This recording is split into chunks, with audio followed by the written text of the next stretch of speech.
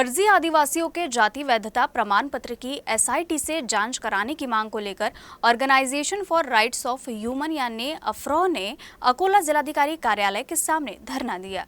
Afro ने अधिसंख्य कर्मचारियों की सेवा में तकनीकी धारा को हटाने की मांग की है। इस संबंध में सुप्रीम कोर्ट का निर्णय पूर्वव्यापी प्रभाव से लागू नहीं होता है। हालांकि अफ्रो ने मांग की है कि अनुसूचित जनजाति के रिक्त पदों, सेवा संरक्षित और अधिसंख्य कर्मचारियों को उनकी सेवा में तकनीकी खंड से बाहर रखा जाना चाहिए। अधिकारी कर्मचारियों के संबंध में 14 दिसंबर 2022 के शासन निर्णय की अस्पष्टता के कारण क्षेत्रीय कार्यालयों में सरकारी इस निर्णय का क्रियान्वयन नहीं कर रहे हैं। इसलिए तुरंत सुधार पत्र जारी कर न्याय दिलाने के लिए नागपुर में भूख हड़ताल भी की गई। अब फिर से अफ्रो ने धरना आंदोलन के जरिए ये मांग उठाई है। इस आंदोलन में प्रोफेसर सुरेश पाटकर, डॉक्टर अनंत पाटिल, जिलाध्यक्ष डॉक्टर जीवन अपोतीकर, उपाध्यक्ष विजय घकीते, सचिव जय किशन दंदे आदि उपस्थित थे। या 33 अन्यायग्रस्त आदिवासीच्या संघटनेच्या द्वारे राज्यभर जिल्हाधिकारी कार्यालयासमोर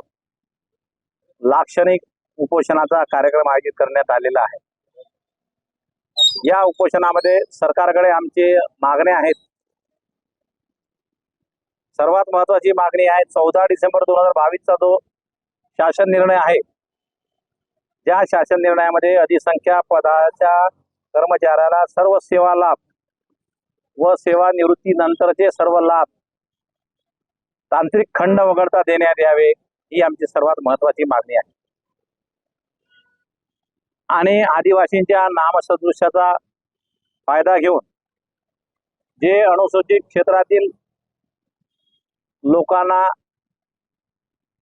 व्हॅलिडिटी मिळालेली आहे, वैधता प्रमाणपत्र मिळालेले आहेत, त्या सर्वांची एसआयटी मार्फत चौकशी करण्यात यावी, ही आमची प्रमुख मागणी आहे।